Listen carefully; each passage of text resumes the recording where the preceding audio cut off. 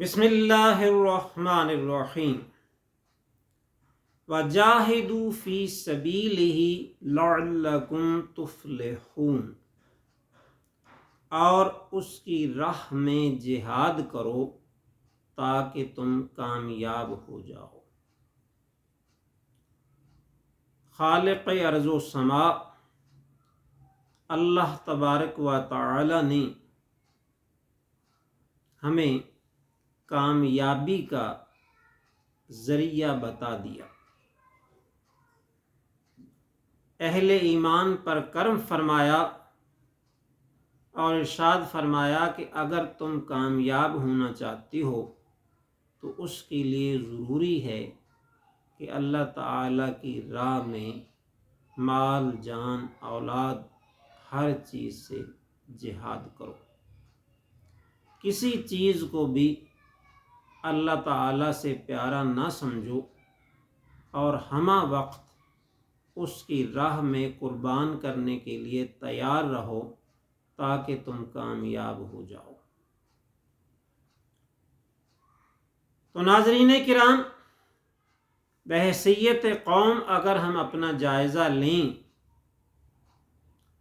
تو ہمیں ما سوائے چند کامیابیوں کے صرف ناکامیاں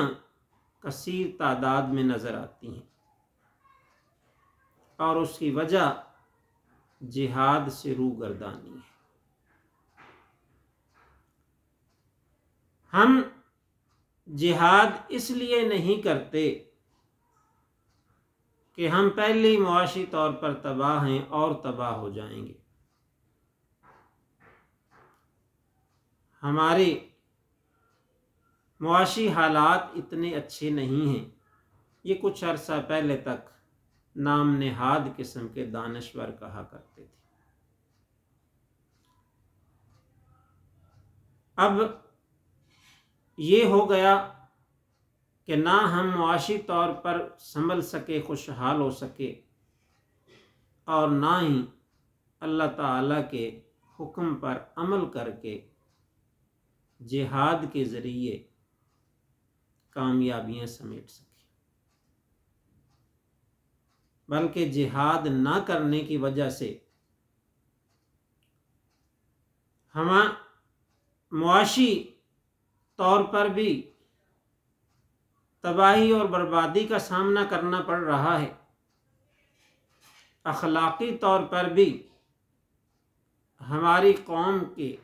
نوجوان اکثر بے راہ رو ہو چکے ہیں، اور ہمارے اندر آپس کی لڑائیاں اور جھگڑے بھی انتہا کو پہنچ چکے ہیں، اور دہشت گردی بھی سر چڑھ کے بول رہی ہے۔ اگر ہم جہاد کرتے تو ان تمام برائیوں اور خرابیوں کا سامنا ہمیں نہ کرنا پڑتا۔ اگر ہم اللہ تعالیٰ کی راہ میں اپنا مال، جان، اولاد قربان کرنے کو تیار ہوتے تو ہمیں نہ دہشت گردی کا سامنا ہوتا، نہ ہمیں بدعنوانی اور کرپشن کا سامنا ہوتا، نہ ہمارے ملک میں مہنگائی اتنی بڑھتی، نہ بے روزگاری اتنی زیادہ ہوتی، نہ ہم معاشی طور پر اتنے تباہ حال ہوتے، نہ ہمارے آپس کے لڑائیاں اور جھگڑے اس قدر زیادہ ہوتے کہ جن کا کوئی حل نظر نہ آتا، اور نہ ہمارے نوجوان اخلاقی طور پر اتنے تباہ ہوتے کہ دن رات موبائل سے اور فیس بک سے اور اسی طرح سے اور بری چیزوں سے چپکے رہتے، بلکہ ان کے سامنے بڑے مقاصد ہوتے اور ان کے لیے وہ اپنے آپ کو استعمال کرتے اور کامیابیاں اور کامرانیاں حاصل کرتے۔ لیکن کیا کریں، اب تو دلوں میں آفاق گیری کے ولولے اٹھنے بھی بند ہو گئے، اور اس کے متعلق سرکار دو عالم صلی اللہ علیہ وسلم نے پہلے ہی سے فرما دیا تھا۔ آپ نے صحابہ کرام کو ارشاد فرمایا کہ مجھے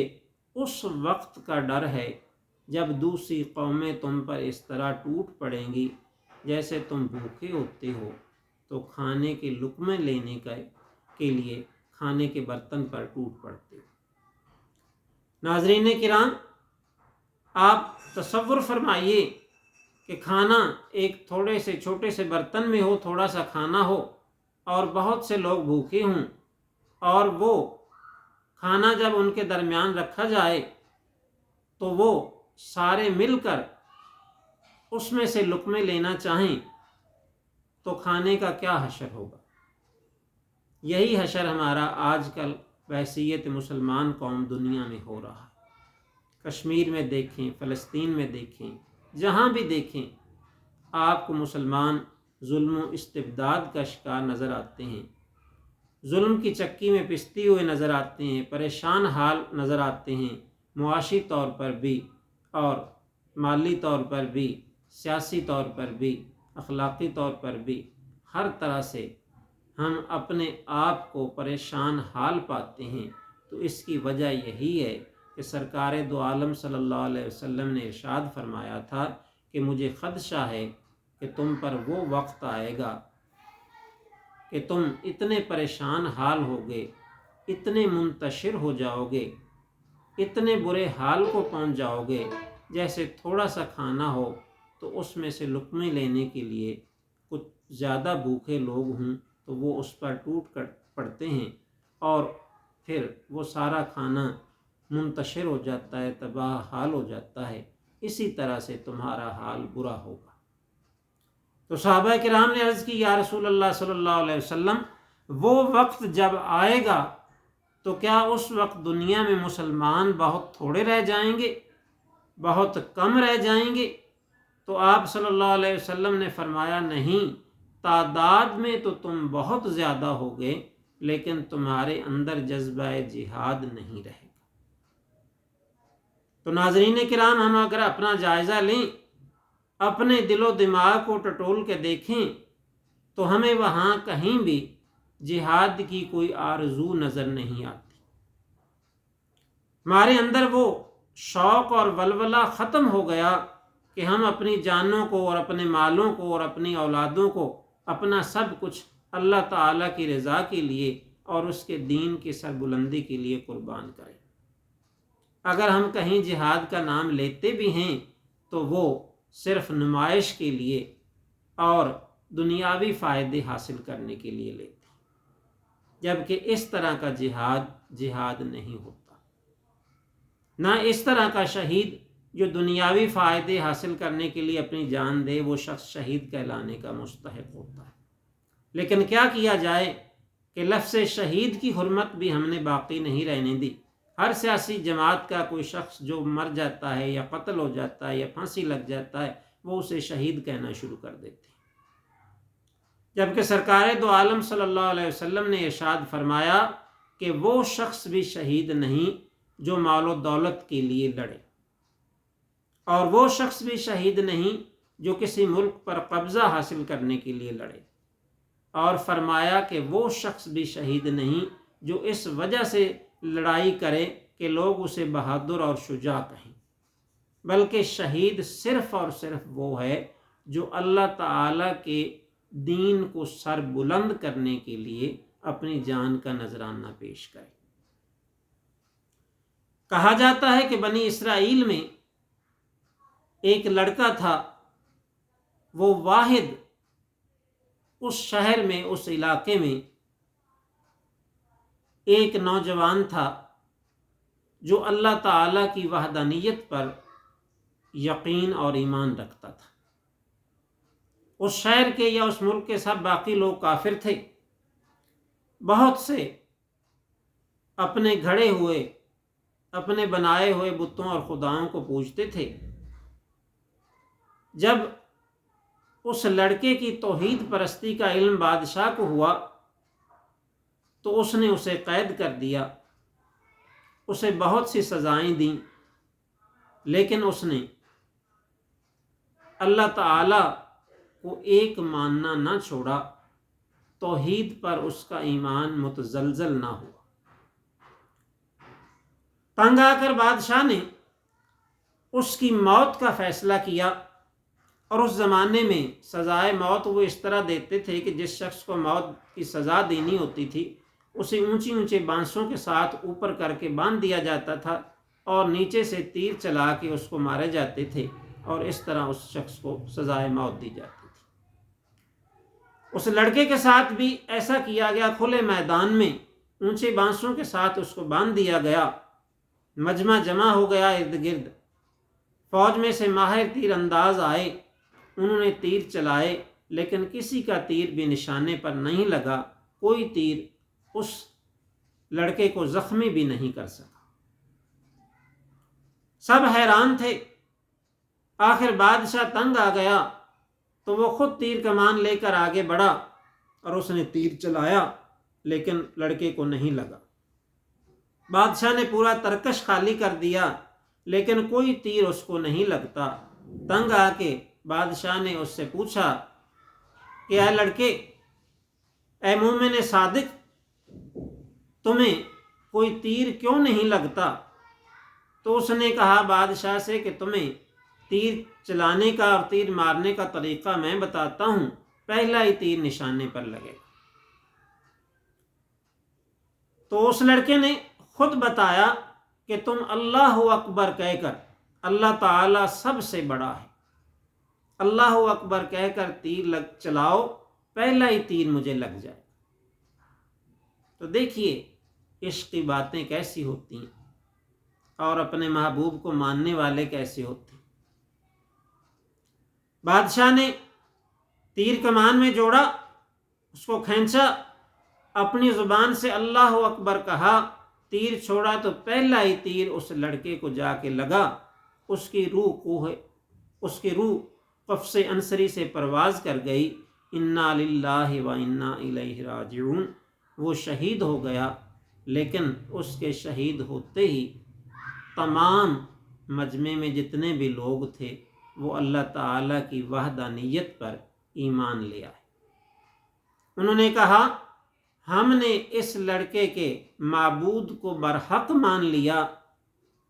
اللہ تعالیٰ سب سے بڑا ہے، کیونکہ اس کے نام پر اس کو جا کے تیر لگا ہے، ورنہ لگ نہیں سکتا تھا۔ تو اس نے اپنی جان دے کر اللہ تعالیٰ کی عظمت دنیا والوں سے منوائی۔ تو ناظرین کرام، شہید وہ ہوتا ہے جو اللہ تعالیٰ اور اس کے رسول صلی اللہ علیہ وسلم کی عظمت کے لیے اپنی جان کا نذرانہ پیش کرے اور اپنی جان کا نذرانہ دے کر اس بات کی شہادت دے کہ اللہ تعالیٰ سب سے بڑا ہے اور اس کے سوا کوئی معبود نہیں، اور محمد صلی اللہ علیہ وسلم اللہ تعالیٰ کے رسول ہیں۔ تو اپنا جائزہ لیجئے کہ ہم نے ایسے کتنے کام کیے ہیں جس سے اللہ اور اس کے رسول صلی اللہ علیہ وسلم کی عظمت ثابت ہوتی ہو، اور ایسے دن رات ہم کتنے بے شمار کام کرتے ہیں جس سے ہم اپنے آپ کو بڑا ثابت کرنا چاہتے ہیں، اپنے خاندان کے لیے فائدے چاہتے ہیں، دنیا کے فائدے چاہتے ہیں۔ تو ہمیں ایسا معلوم ہوگا اس جائزے سے کہ ہم اپنے لیے، اپنے خاندان کے لیے، اپنے دوست احباب کے لیے تو دن رات لگے ہوئے ہیں، اور اللہ اور اس کے رسول صلی اللہ علیہ وسلم کی عظمت کو ثابت کرنے کے لیے شاید ہم نے کوئی بھی کام نہیں کیا۔ تو ناظرین کرام، وہ لوگ جو اللہ اور اس کے رسول صلی اللہ علیہ وسلم کے سچے عاشق ہیں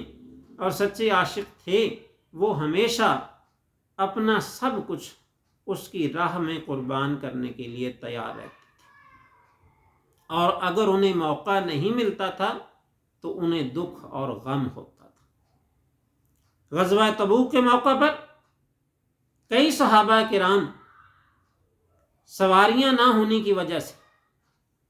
سامان سفر نہ ہونے کی وجہ سے آپ صلی اللہ علیہ وسلم کی بارگاہ سے روتے ہوئے واپس گئے، صرف اس وجہ سے کہ انہیں اپنی جانوں کے نذرانے اللہ تعالیٰ کی راہ میں پیش کرنے کا موقع ملنا مشکل ہو گیا تھا، بلکہ ناممکن ہو گیا تھا۔ اسی طرح حضرت علی کرم اللہ وجہہ کو بھی، جن کی آج شہادت کا دن ہے، آپ کو بھی اس غزوہ میں شرکت کا موقع اس وجہ سے نہیں ملا کہ آپ صلی اللہ علیہ وسلم نے انہیں مدینہ منورہ میں اپنا نائب بنا کر چھوڑا تھا۔ تو اس پر وہ بھی مغموم ہوئے یا وہ غمزدہ ہوئے کہ مجھے جہاد میں موقع نہیں مل رہا حصہ لینے کا، تو اس پر آپ صلی اللہ علیہ وسلم نے ارشاد فرمایا اما ترضی، کیا تو اس پر راضی نہیں ہے؟ اما ترضی، کیا تو اس پر راضی نہیں ہے؟ ان تکون منی بمنزلۃ ہارون من موسیٰ،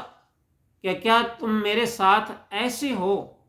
بمنزلِ ہارون علیہ السلام جیسے وہ حضرت موسیٰ علیہ السلام کے ساتھ تھی؟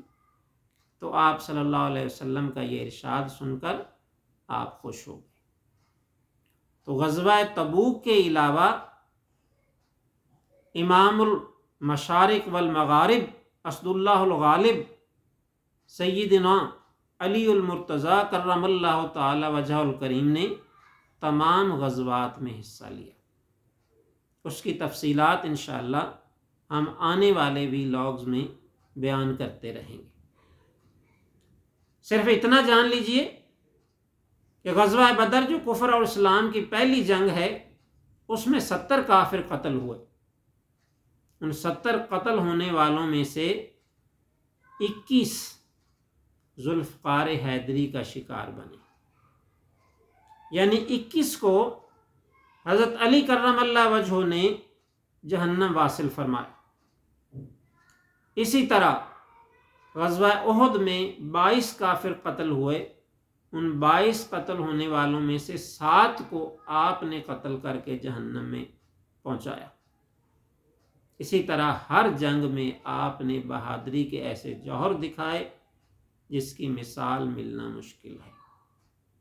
آپ کی تلوار سے کوئی نہیں بچا ماں سوائے 2 کے۔ ایک وہ شخص تھا جو آپ سے شکست کھا کر دوڑا اور اس نے جاتے ہوئے اپنی پیٹھ ننگی کر لی، جس کو دیکھ کر آپ نے مسکرا کر اپنا منہ پھیر لیا۔ اور دوسرا وہ شخص تھا عمر ابن ود، جو عرب میں 1000 سوال کے برابر مانا جاتا تھا۔ تو غزوہ خندق کے موقع پر وہ خندق پار کر کے آ گیا اور مسلمانوں سے مبارزت طلب ہوا، تو سرکار دو عالم صلی اللہ علیہ وسلم نے حضرت علی المرتضیٰ کو اس کے مقابلے کے لیے بھیجا۔ اس 1000 سوار کے برابر اس کافر کو جب آپ نے شکست دی اور اسے قتل کرنے کے لیے اس کے سینہ پر چڑھ کے بیٹھے، تو اس نے گستاخی اور بے ادبی کی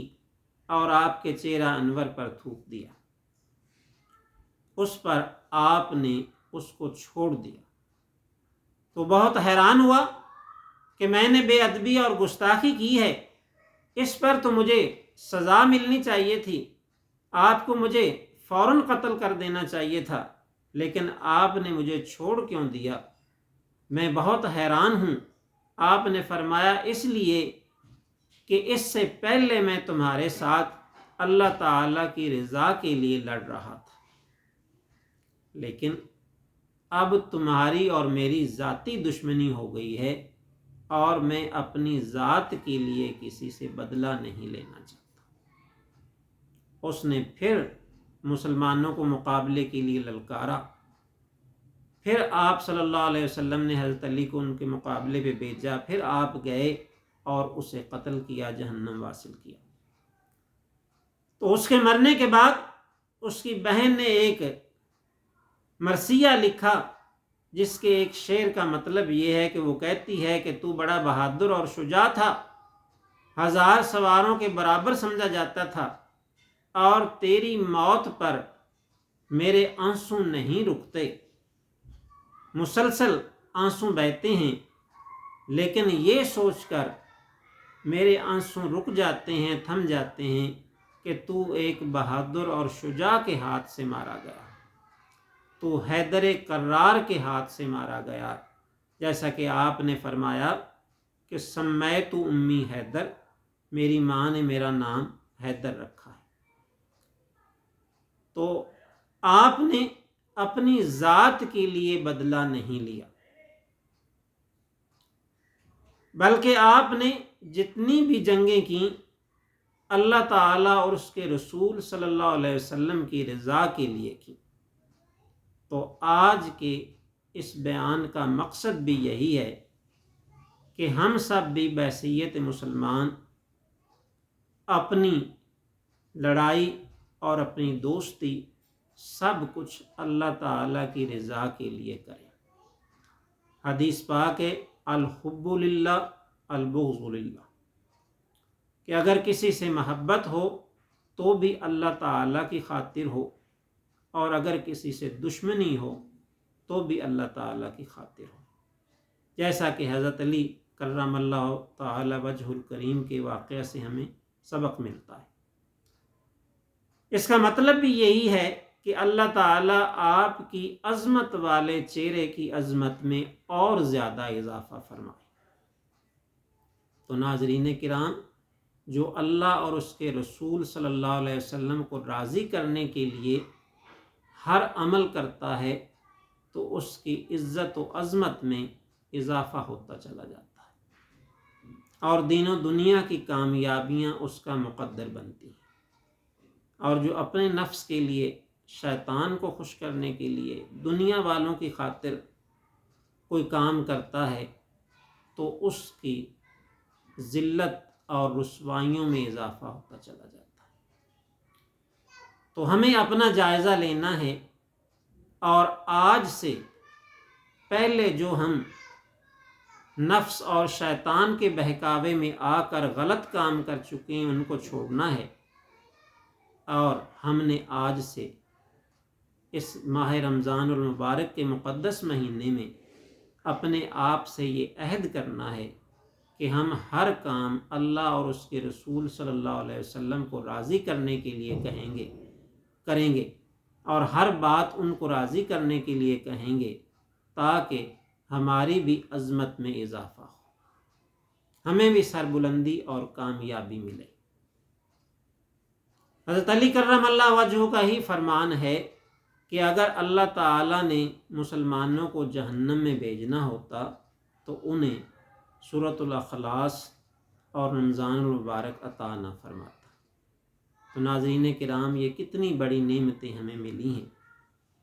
اور اس مبارک مہینے میں جس کا ہر لمحہ برکتوں اور سعادتوں سے بھرپور ہے، آئیے ہم اپنے آپ سے یہ عہد کریں کہ آج سے، ابھی سے ہم